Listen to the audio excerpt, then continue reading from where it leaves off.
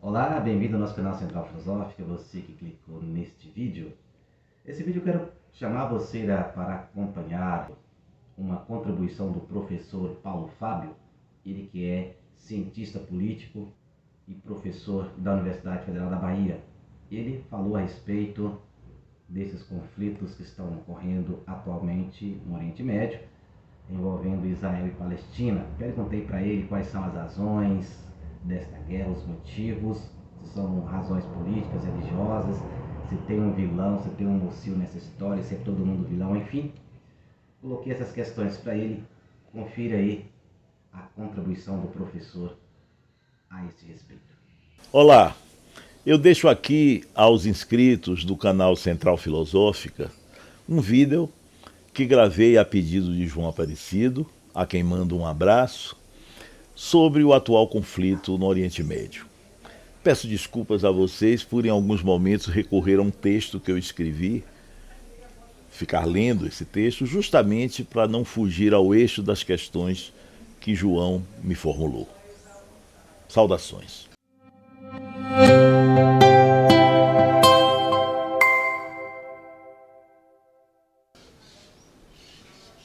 Lá se vão 76 anos desde que a Assembleia Geral da ONU autorizou a criação, no território da antiga Palestina, de 2 estados independentes. Um para os árabes de nacionalidade palestina, outro para os judeus. A partir dessa decisão, de 1947, a ONU reconheceu a autodeterminação de povos do Oriente Médio, onde desde até a Primeira Guerra Mundial prevalecia o domínio do Império Otomano, passando em 1920, após aquela guerra, ao controle de estados europeus. A diplomacia brasileira esteve no centro desse achado civilizatório, que nos deixa um exemplo de racionalidade, moderação e alteridade. A ideia inspiradora daquela solução diplomática e política foi a da convivência pacífica de 2 povos distintos que secularmente lutavam pelo direito a ter um território e um governo independente. Sionismo e nacionalismo árabe lutavam em paralelo, mas já eram também adversários. Daí a solução política proposta. No ano seguinte, 1948, acabou a luta dos judeus pela independência em relação ao mandato britânico e surgiu o Israel moderno. Mas outra guerra foi uma imposição da primeira hora, com a invasão do território por uma coligação de países árabes que foi repelida, fato que se repetiria mais tarde, em 1967 e 1973. Apesar dos antecedentes conflitivos e da presença entre os judeus do novo Estado, também de fundamentalismos e atitudes supremacistas, nada de intrinsecamente belicoso havia no gesto de construção de um país moderno no deserto. Havia recursos materiais e humanos, além de vontade política para realizar o sonho secular do povo judeu de se livrar de perseguições e tragédias como o Holocausto. O sentido positivo dessa construção reforçou-se na escolha da democracia como regime político, ainda que dentro de limites que não permitiram uma separação satisfatória entre religião e política. Já o Estado palestino até hoje não foi criado. Essa é uma das principais razões pelas quais o Oriente Médio tem permanecido como uma zona do mundo em permanente conflito durante todas essas décadas. É preciso entender por quê. O povo palestino tem seu direito adiado, em boa parte, pela ambiguidade política dos seus irmãos árabes. A retórica de solidariedade existe, mas a ideia de autonomia política do povo palestino incomoda. Organizados em Estado próprio, palestinos poderiam reivindicar direitos para seus iguais que vivem na pobreza também em países árabes, e assim desestabilizar os regimes desses países, em geral, ditaduras. Os palestinos também são politicamente interditados pela pressão militar e econômica de Israel, com destaque para a tradicional atitude fundamentalista da direita religiosa israelense, que em outros tempos era neutralizada no sistema político por posições políticas moderadas, mas que se tornou politicamente mais forte e determinante em Israel nas últimas décadas. Hoje, Israel deixou de ser aquela democracia de sonhadores e se tornou econômica e militarmente superior a seus vizinhos. Continua despertando admiração em muitos lugares, mas também temor a seus inimigos. Apesar de toda essa adversidade, um grande passo na direção de um Estado palestino foi dado há 3 décadas, com a criação, em 1994, da Autoridade Nacional Palestiniana, resultante dos acordos de paz de Oslo, mediados no ano anterior pelo presidente norte-americano Bill Clinton. O acordo foi dos melhores frutos do fim da Guerra Fria. Destratou a iniciativa pacificadora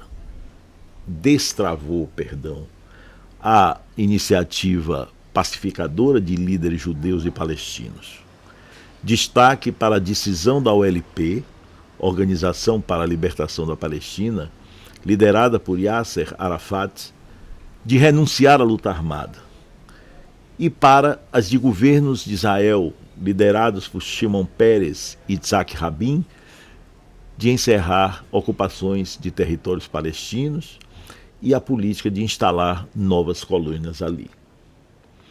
O trio, por isso, foi agraciado com o Prêmio Nobel da Paz.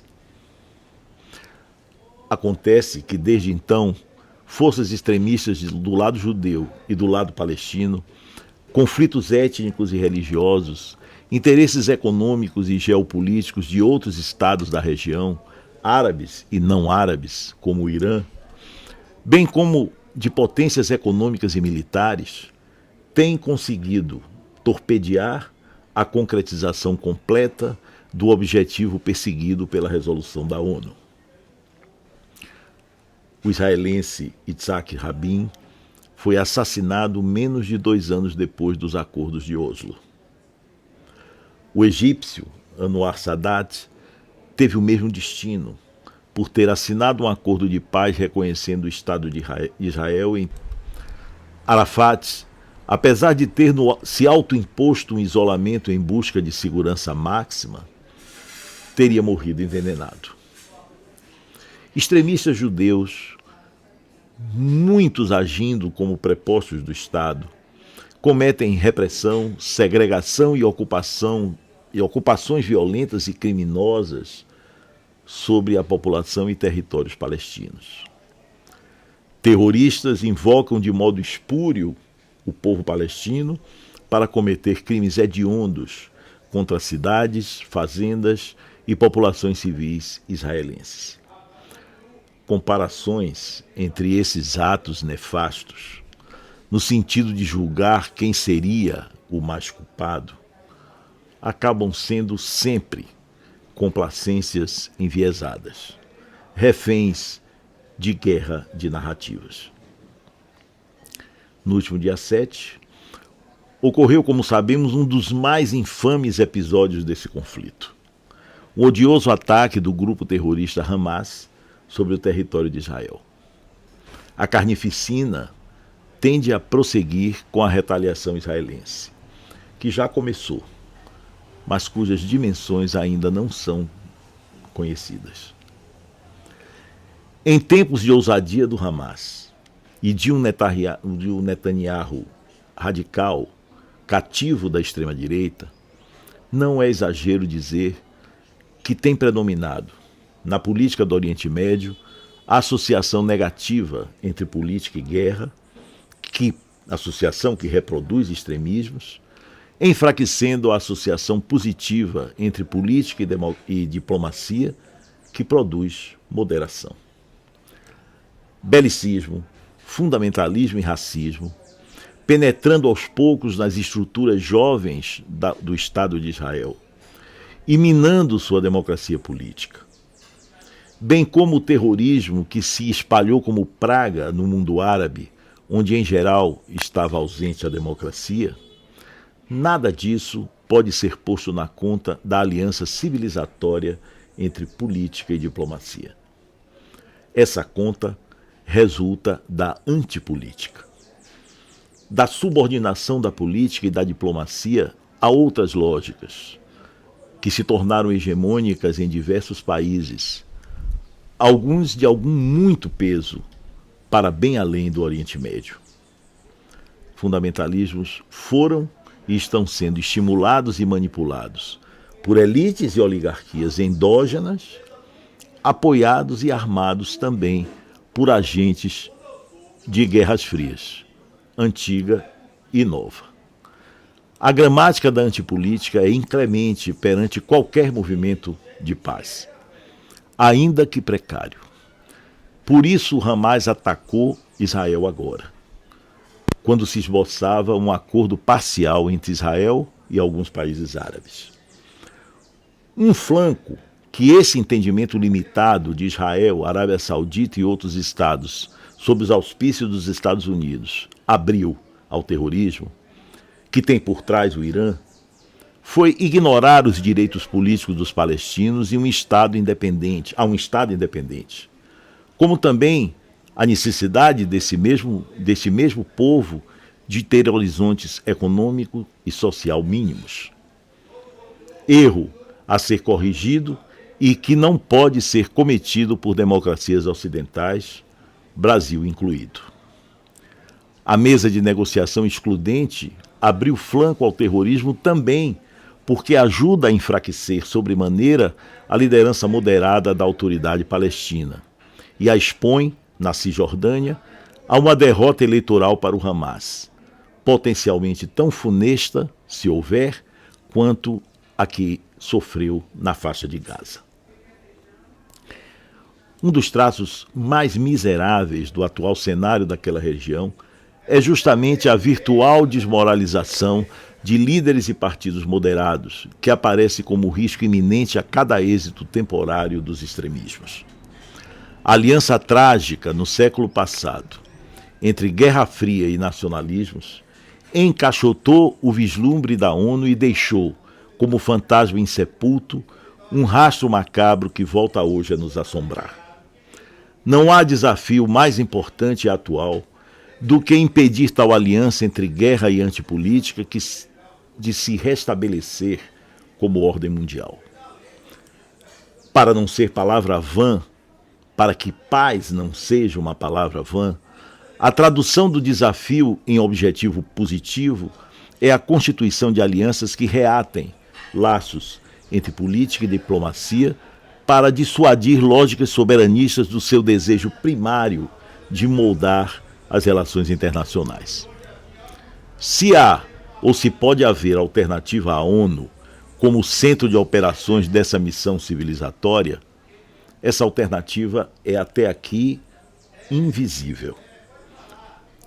Em vez de chorar de olhos fechados para não desmoronar diante de cenas infames, as sociedades democráticas do mundo precisam abrir bem os olhos para confiar governos a quem possa praticar o gesto cosmopolita de tirar do chão e elevar ao horizonte comum a generosa e atualíssima mensagem da ONU de 1947. Apesar da impossibilidade de se chegar a soluções seguras e perenes no curto prazo, pois elas não existem, a razão humana que ilumina o papel civilizador da política e da diplomacia pode e deve estender seu olhar e poderes ao médio prazo, terreno por excelência da mediação. Se vale aqui o alerta de que a longo prazo todos estaremos mortos, vale também pensar que sem um médio prazo poderemos morrer todos no curto e não só em Gaza.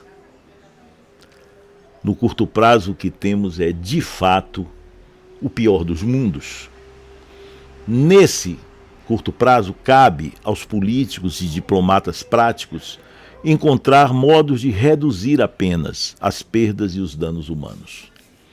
Nesse curto prazo, resta às sociedades e indivíduos civilizados manifestar repúdio aos senhores e também aos profetas da guerra, assim como uma solidariedade incondicional a todas as suas vítimas, sem ressalvas ou exceções. É necessário que o mundo se mobilize pela paz do Oriente Médio, inclusive enchendo as ruas. Mas em política, mesmo intenções generosas podem levar a resultados indesejáveis. Será uma perversão de genuínos desejos de paz se o Hamas acabar absolvido e seus crimes esquecidos por essas manifestações, ainda que essa não seja a intenção dos manifestantes. Atos pacifistas e democráticos também não podem se dar ao luxo de permitir a mais leve afinidade com humores antissemitas. Para evitar esses mal-entendidos, faria bem à saúde política de atos que se espalham pela Europa e devem acontecer aqui também, um banho coletivo de política positiva. Em vez de protestos contra Israel, protestos contra o governo Netanyahu. Em vez de apoio genérico aos palestinos, apoio à inclusão da Autoridade Nacional Palestina nos imprescindíveis processos de negociação de uma solução política. Além de protestar contra a guerra, a opinião pública mundial precisa resistir também à guerra de narrativas. Essa guerra de narrativas pode contaminar até mesmo opiniões que sinceramente desejem ser moderadas. É preciso identificar em cada lado do conflito quem trabalha pela paz e quem fomenta a guerra. Palestinos não são terroristas. A Autoridade Nacional Palestina não é terrorista. O Hamas é terrorista. O Estado Democrático de Israel, israelenses não são belicistas e supremacistas.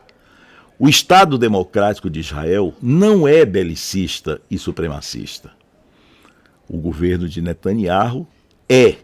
Ele e seus aliados são belicistas e supremacistas. É preciso chamar a nós os moderados e mandar embora os extremistas. Se você gostou desse vídeo, deixe aqui o seu like, comentários, perguntas e inquietações, pois os seus comentários e perguntas poderão gerar um novo vídeo. Compartilhe-o com mais pessoas. Se não é inscrito, conheça o nosso canal. Se aprovar o trabalho que é desenvolvido aqui, se inscreva no mesmo. Meu abraço e nos veremos em um próximo vídeo.